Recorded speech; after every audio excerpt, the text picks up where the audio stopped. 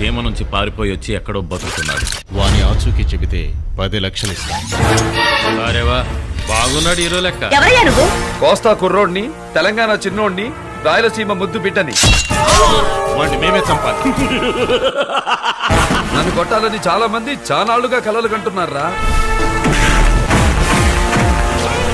ఆ కోరిక పుట్టిన వాడెవడు ఈ భూమి మీద మిగులుండదు.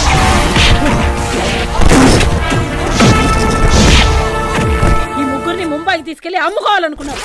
నోర్బై అతని పేరు చెప్తే రాయలసీమంతా చెయ్యెత్తి దండం పెడుతుంది.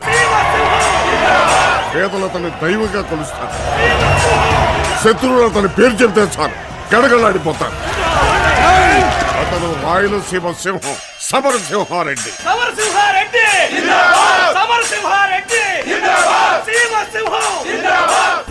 సమరసింహారెడ్డి ఢిల్లీలో కాదు సీమ సందుల్లోకి రారా.